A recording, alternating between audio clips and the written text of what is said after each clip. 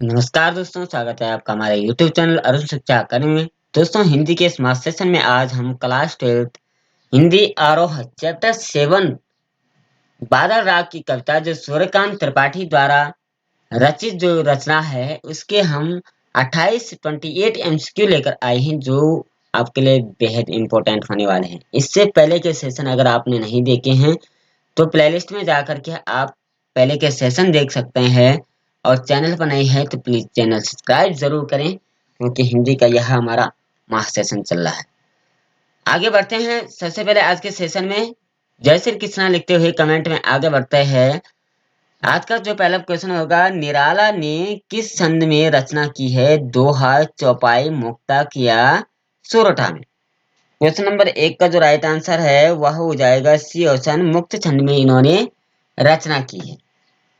ठीक है, question number 2 की ओर बढ़ते हैं। बादल राग कविता किस काव्य संग्रह से ली गई है? जो ये ऊपर बादल राग कविता है सूर्यकांत त्रिपाठी निराला जी की 12th हिंदी आरोह 7वां जो पाठ है उसमें जो बादल राग की कविता ये कहाँ से ली गई? अनामिका, परिमल, गीतिका, अणिमा। तो 2 का जो राइट आंसर है एक ऑप्शन आ जाएगा इसका, अनामिका काव्य संग्रह से यह ली गई है। ठीक है, आगे बढ़ते हैं क्वेश्चन नंबर 3 की ओर। बादल राग किसके कवि कौन है? सूर्यकांत त्रिपाठी निराला जी, अभी हमने ऊपर पढ़ा था, इनके कवि माने जाते हैं। ठीक है, क्वेश्चन नंबर 4 की ओर बढ़ते हैं। कवि बादल का आवाहन किस रूप में करता है? वर्षा के रूप में, क्रांति के रूप में, मजबूरी के रूप में या शांति के रूप में? क्वेश्चन नंबर 4 का जो राइट आंसर है वह आ जाएगा आपका बी ऑप्शन, यानी क्रांति के रूप में इसको लेते हैं। बादल का आह्वान जो है वो क्रांति के रूप में लेते हैं। आगे बढ़ते हैं क्वेश्चन नंबर 5 की ओर। संसार के दुख से दुखी और जले हुए हृदय पर किसका विस्तार फैला हुआ है? क्रोध का, अपमान का, क्रांति का, मजबूरी का? क्वेश्चन नंबर 5 का जो राइट आंसर है सी ऑप्शन आपका आ जाएगा, क्रांति का विस्तार फैला हुआ है। अगर आपको कविता पूरी पढ़नी है तो आप इसका भावार्थ भी देख सकते हैं प्लेलिस्ट में जाकर के। अगर क्वेश्चन आंसर देखने तो भी देख सकते हैं। ये एमसीक्यू सीरीज हमारी चल रही है और इसमें हम एमसीक्यू ही आपको बताएंगे। क्वेश्चन नंबर 6 की ओर आगे बढ़ते हैं। क्रांति संसार में किसकी सृष्टि करती है? दुख और अशांति की, सुख और अशांति की, दुख और आनंद की, सुख और शांति की? क्वेश्चन नंबर 6 का जो राइट आंसर है बी ऑप्शन आ जाएगा, सुख और अशांति की। यानी क्रांति जब हम करते हैं तो कुछ सुकून मिलता है और कुछ अशांति भी फैलती है, कामकाज रुक जाता है और व्यवधान उत्पन्न होने लगता है। ठीक है, तो ये सुख और अशांति दोनों प्राप्त होती है। क्वेश्चन नंबर 7 की अगर बात करें, कविता में बादल किसका प्रतीक है? यानी बादल राग जो कविता है वो बादल किसका प्रतीक माना जाता है? क्रांति निम्न वर्ग का, शांति का, उच्च वर्ग का? तो 7 का जो राइट आंसर हो जाएगा ए ऑप्शन आ जाएगा, यानी क्रांति का प्रतीक माना जाता है। आगे बढ़े क्वेश्चन नंबर 8 की ओर। मानव जीवन में सुख कैसा है? स्थिर है, अस्थिर है, मायावी है, अदृश्य है? तो क्वेश्चन नंबर 8 का जो राइट आंसर हो जाएगा आपका बी ऑप्शन आ जाएगा, सुख जो है वो अस्थिर है, स्थिर नहीं है, अस्थिर है, कभी आता है कभी जाता रहता है। क्वेश्चन नंबर 9 की बात करें। कवि बादल बादल आ जाएगा, बादल का आवाहन किस रूप में करता है? वर्धा, क्रांति, शांति, मजदूरी? तो इसका जो राइट आंसर हो जाएगा 9 का वह बी ऑप्शन आ जाएगा, क्रांति के रूप में करता है। ठीक है, क्वेश्चन कैसे भी रूप में पूछ सकता है। आगे बढ़ते हैं क्वेश्चन नंबर 10 की ओर। बादलों को क्रांति का क्या बताया गया है? वाहन, दूत, शोषक, पोषक? क्वेश्चन नंबर 10 का जो राइट आंसर हो जाएगा आपका दूत आ जाएगा, यानी बादलों को दूत माना गया है किसका? क्रांति का। ठीक है, आगे बढ़ते हैं क्वेश्चन नंबर 11 की ओर। आतंक अंक पर कौन कांप रहे हैं? निम्न वर्ग, धनी, कृषक, श्रमिक? तो 11 का जो राइट आंसर हो जाएगा आपका बी ऑप्शन आ जाएगा, धनी लोग जो है आतंक अंक पर कांप रहे हैं क्योंकि उन्हें डर है कि कहीं भूकंप न आ जाए और हमारी जो इतनी बड़े बड़े महल है वो टूट न जाए। और जो गरीब है उसको कुछ दुख नहीं है, भूकंप आए कुछ आए उसके पास खोने के लिए कुछ नहीं होता। ठीक है, इसलिए आतंक का अंक किस कौन कांप रहे हैं? तो वो धनी लोग कहाँ पर। क्वेश्चन नंबर 12 की बात करें, जल विप्लव प्लावन हमेशा किस पर होता है? जमीन पर, वायु पर, कीचड़ पर, नभ पर। तो क्वेश्चन नंबर 12 का जो राइट आंसर हो जाएगा आपका सी ऑप्शन आ जाएगा, कीचड़ पर।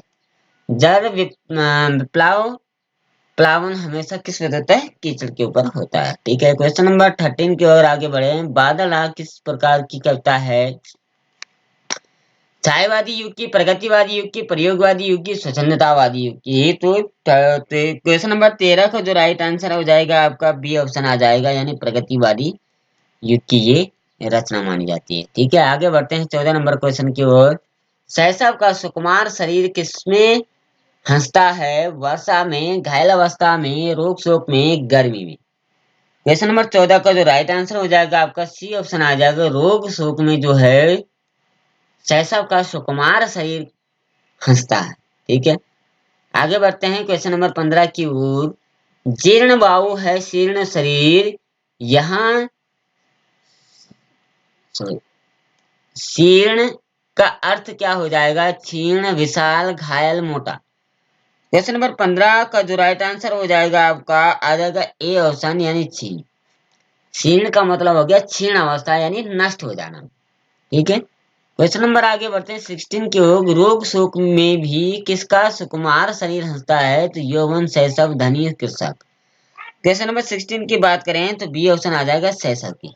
ठीक है, क्वेश्चन किसी भी प्रकार से, किसी भी एंगल से पूछ सकता है। ठीक है, क्वेश्चन नंबर 17 की बात करें। क्रांति के बादलों की वजह वज्र गर्जना से कौन सा वर्ग भयभीत होने लगता है? पूंजीपति वर्ग, श्रमिक वर्ग, निम्न वर्ग, कृषक वर्ग। तो 17 का जो राइट आंसर हो जाएगा आपका ए ऑप्शन, यानी पूंजीपति, यानी धनाढ्य लोग जो है, अमीर लोग जो है वो भयभीत हो जाते हैं। ठीक है, ऊपर कुछ और पूछा था, यहाँ कुछ और पूछा है, यानी क्वेश्चन जो है किसी भी एंगल से पूछ सकता है, आपको हर एंगल से उसको याद करना है। क्वेश्चन नंबर 18 की बात करें। तेज बरसात में कौन धराशायी हो जाते हैं? छोटे छोटे पौधे, बड़े पौधे, पर्वत, नदियां।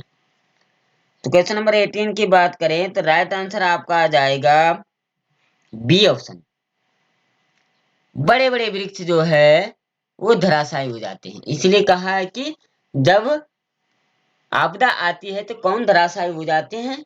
दुख आदि का आता कौन धराशायी हो जाते हैं? तो बड़े बड़े लोग जो होते हैं, अमीर पूंजीवादी लोग, क्योंकि उनके पास खोने के लिए बहुत कुछ होता है, इसलिए वो वृक्षों का उसका उदाहरण दिया है कि आपदा आदि का आदि तेज बरसात में बड़े वृक्षों को ही नुकसान होता है, छोटे वृक्षों को जो है वो एनर्जी प्राप्त होती है। ठीक है, वो उछलने कूदने लगते हैं। क्वेश्चन नंबर 19 की बात करें। क्रांति का सबसे अधिक लाभ किसे मिलता है? धनी वर्ग, छात्र वर्ग, मध्यम वर्ग, निम्न वर्ग। तो क्रांति का सबसे अधिक लाभ किसको मिलता है? डी ऑप्शन इसका 19 का आ जाएगा, निम्न वर्ग को मिलता है। क्योंकि उन उन पर तो ना मार पड़ती है, ना उनको कुछ खोने का डर रहता है, ना उनको मिले भी तो ठीक है, ना भी मिले तो वो खुशी रहते हैं, संतुष्ट रहते हैं। इसलिए निम्न वर्गों को इसका लाभ मिलता है। क्वेश्चन नंबर 20 की बात करें। धरती का शोषण कौन कर रहा है? सर्दी, गर्मी, वर्षा आ जाएगी, वर्षा, वसंत। 20 का जो राइट आंसर हो जाएगा आपका बी ऑप्शन आ जाएगा, गर्मी जो है वो धरती का शोषण कर रहा है। आगे बढ़ते हैं क्वेश्चन नंबर 21 की ओर। सुख किसके समान चंचल और अस्थिर है? बादल, हवा, बिजली, मन। तो क्वेश्चन नंबर 21 का जो राइट आंसर डी ऑप्शन आ जाएगा, मन के समान जो है वो चंचल है। मन हमारा कभी भी स्थिर नहीं रहता है, वो अस्थिर रहता है, कभी कहाँ। तो वैसे ही सुख भी है, वो स्थिर नहीं है, आता है और जाता रहता है। ठीक है, क्वेश्चन नंबर 22 की बात करें। मानव जीवन में किस छाया का आवागमन चलता रहता है? सुख दुख की, शांति अशांति की, स्थिर अस्थिर की, गतिहीन गतिशील की। तो 22 का जो राइट आंसर हो जाएगा आपका ए ऑप्शन आ जाएगा, सुख दुख की छाया जो आती रहती है और जाती रहती है। ठीक है, आगे बढ़ते हैं क्वेश्चन नंबर 23 की ओर। बादल राग कविता में रणतरी किससे भरी होने लग की बात कही है? धन से, आकांक्षाओं से, नवजीवन से, गर्जन से। 23 का जो राइट आंसर है बी ऑप्शन आ जाएगा, आकांक्षाओं से, इच्छाओं से भरी हुई रहती है। ठीक है, क्वेश्चन नंबर 24 की बात करें, रुद्र घोष है, क्षुब्ध तोष है, यहाँ क्षुब्ध का अर्थ है खिन्न हृदय, किसान, तप्त। तो 24 का जो राइट आंसर है, इसका जो राइट आंसर आ जाएगा आपका 24 का, वह आ जाएगा ये ऑप्शन, यानी खिन्न। रुद्र घोष है, क्षुब्ध तोष है, यहाँ क्षुब्ध का अर्थ है खिन्न होना। ठीक है। क्वेश्चन नंबर 25 की बात करें, बादल राग कविता में सुख को कैसा बताया गया है? स्थिर, अस्थिर, अदृश्य, मायावी। तो सुख को अस्थिर बताया गया है, यानी यह स्थिर नहीं है। ठीक है। क्वेश्चन नंबर 26 की बात करें, अंगना अंग से लिपटे कौन कांप रहे हैं? धनी, निर्धन, नरवाल, बीमार। तो ये धनी लोग कांप रहे हैं। 26 का जो राइट आंसर है, ये ऑप्शन आ जाएगा। 27 की बात करें अगर, बादलों को अधीरता से कौन बुला रहा है? वृक्षारोपण, कृषि का योद्धा, बालक। 27 का जो राइट आंसर है, बी ऑप्शन आ जाएगा। कृषक जो है वो अधीरता से बुला रहा है। ठीक है। आखिरी क्वेश्चन की बात करें अगर, रुद्र घोष है, सुन तोप, यहाँ रुद्र का अर्थ क्या हो जाएगा? रुका हुआ, सॉरी, ये रुका हुआ आ जाएगा। रुका हुआ, क्रोधित, भरा हुआ, खाली। तो 28 का जो राइट आंसर है वह आ जाएगा रुका हुआ। ठीक है। क्या आ जाएगा? रुद्र का मतलब मार्ग रुद्ध होना, यानी रुका हुआ, स्थिर। ठीक है। तो कुल मिलाकर के 28 क्वेश्चन हमने आपके सामने रखे, बेहद इंपॉर्टेंट माने जाते हैं। इससे पहले के सेशन नहीं देखे, प्लेलिस्ट में जाकर के आप देख सकते हैं।